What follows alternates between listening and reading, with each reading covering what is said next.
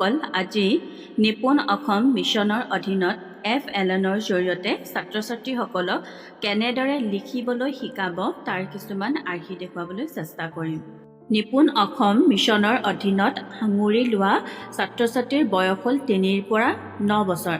কিন্তু প্ৰথম অৱস্থাত 3ৰ পৰা 6 বছৰ বয়সৰ ছাত্ৰ-ছাত্ৰীসকলৰ লিখনিত বেছিকৈ গুৰুত্ব আৰোপ কৰিব লাগিব।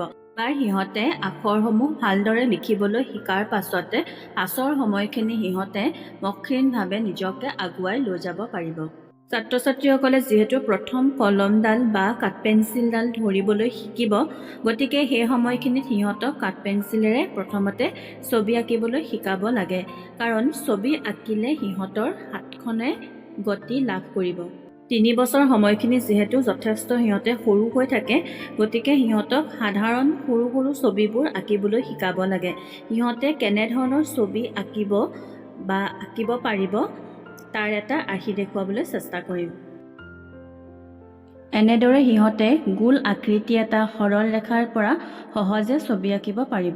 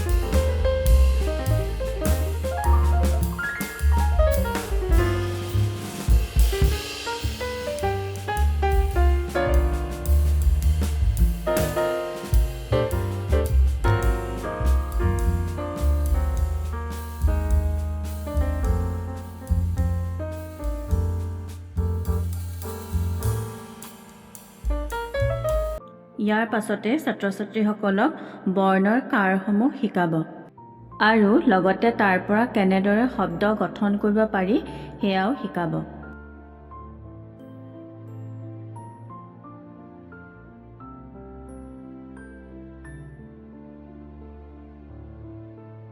অসমীয়াখিনি সম্পূৰ্ণ শুদ্ধকৈ সিহঁতে শিকাৰ পাছতহে ইংৰাজী বৰ্ণমালা শিকাবলৈ আগবাঢ়িব। প্ৰথমতে ইংৰাজী বৰ্ণমালাৰ কেপিটেল লেটাৰ বা বৰফলাখিনি শিকাব আৰু এইখিনি শিকাবলৈ যাওঁতে সিহঁতক সদায় 4 লাইনৰ বহী ব্যৱহাৰ কৰিবলৈ ক'ব। 4টা শাৰীৰ বহীখনত লিখোঁতে কোনকেইটা শাৰী স্পৰ্শ কৰি বৰফলাটো হ'ব সেয়া ধুনীয়াকৈ সিহঁতক শিকাই দিব। ইয়াতে তাৰে এটা আৰ্হি দেখুৱাবলৈ চেষ্টা কৰা হৈছে।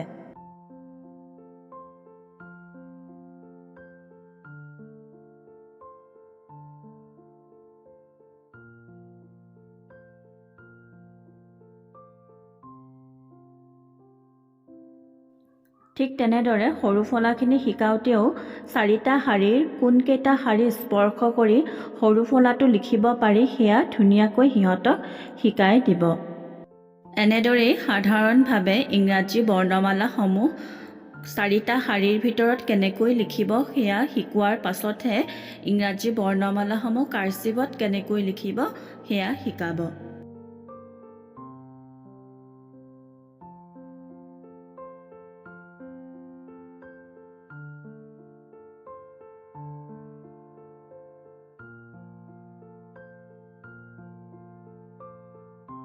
ইয়াৰ পাছতেই বৰফলা আৰু সৰুফলা একেলগে লিখিবলৈ শিকাব লাগে, কিয়নো ছাত্ৰ ছাত্ৰীসকললৈ মন কৰিলে আপোনালোকে দেখা পাব যে সিহঁতে বৰফলা আৰু সৰুফলা যেতিয়া লিখে, যিকেইটা শাৰীৰ মাজত বৰফলা আৰু সৰুফলা লিখিব লাগে সেইকেইটা শাৰীৰ মাজত সিহঁতে ভুল কৰা দেখা যায়। এনেদৰে শিকালে সিহঁতৰ কেপিটেল লেটাৰ আৰু স্মল লেটাৰ কোনকেইটা শাৰীৰ ভিতৰত সিহঁতে লিখিব সেই ধাৰণা স্পষ্ট হৈ পৰিব। এইখিনি শিকাই থকাৰ সময়তে সিহঁতক কেপিটেল লেটাৰ ব্যৱহাৰ সম্পৰ্কে এটা থুলমূলকৈ আভাস দি ৰাখিব লাগে, কিয়নো সিহঁতক প্ৰায় আপোনালোকে মন কৰিলে দেখা পাব যে সিহঁতে কেপিটেল লেটাৰৰ মাজে মাজে স্মল লেটাৰ লিখি দিয়ে। বৰফলাসমূহ শিকাওঁতে শ্ৰেণীকোঠাটো অলপ ৰসাল কৰি তুলিবৰ কাৰণে সিহঁতক প্ৰত্যেকটো বৰ্ণৰ পৰা কেনেকৈ একোটা ছবি আঁকিব পাৰে সেয়াও দেখুৱাই দিব পাৰিব। ইয়াতে তাৰ এটা আৰ্হি দেখুৱাবলৈ চেষ্টা কৰা হৈছে। এনেদৰে কেইটামান ছবি আঁকি দিয়াৰ পাছত সিহঁতকো প্ৰত্যেকটো বৰ্ণৰ পৰা বেলেগ বেলেগ কিবা ছবি আঁকিব পাৰে নেকি সেয়া কৰিবলৈ দিব পাৰে। এনে কৰিলে সিহঁতৰ চিন্তা শক্তিৰ বিকাশ ঘটিব।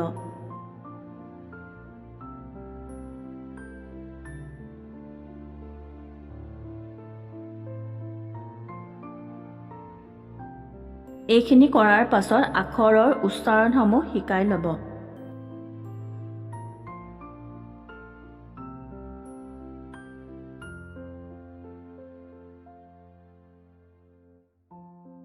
আখৰৰ উচ্চাৰণৰ ধাৰণাসমূহ সিহঁতক স্পষ্টকৈ দিয়াৰ পাছত এনেদৰে সিহঁতক চিলেবল ভাঙিবলৈ শিকাব।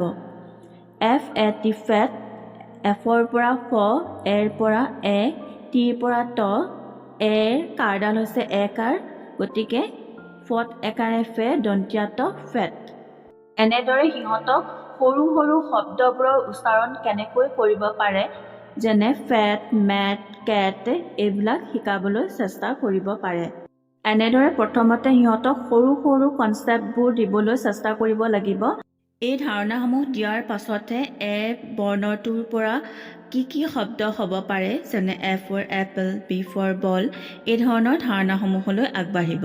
কিন্তু ডাঙৰ হৈ অহাৰ পাছতে যেতিয়া পৰৱৰ্তী শ্ৰেণীকোঠাসমূহলৈ সিহঁতে আগবাঢ়িব, তেতিয়া এই পদ্ধতিটোৰ সহায়ত প্ৰত্যেকটো শব্দৰ উচ্চাৰণ নহ'বও পাৰে, কিয়নো প্ৰত্যেকটো শব্দত কেতিয়াবা চাইলেণ্ট লেটাৰ সোমাই থাকে। উদাহৰণস্বৰূপে অনেষ্টৰ এইচটো চাইলেণ্ট হৈ থাকে।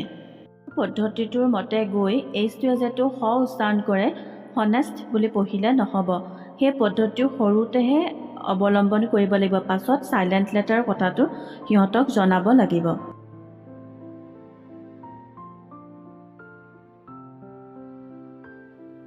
এটা গোল, দুটা গোল, তিনিটা গোল, চাৰিটা গোল, পাঁচটা গোল, W W ফুট ফুট কি হ'ল কোৱা দন্ত্য ড বেমাৰী ডক্তৰ গ'ল বিচাৰি কলিকতাৰ পৰা দুজন ডক্তৰ আহিল বহিবলৈ দিলে পীৰা খাবলৈ দিলে চিৰা ওপৰৰ পৰা আঁচ এডাল মাৰি দিলে কি হ'ব কোৱা আজিলৈ ইয়াতেই সামৰা হৈছে যদি ভিডিঅ'টো চাই ভাল লাগে লাইক কৰিব শ্বেয়াৰ কৰিব আৰু লগতে মোৰ চেনেলটো ছাবস্ক্ৰাইব কৰি দিব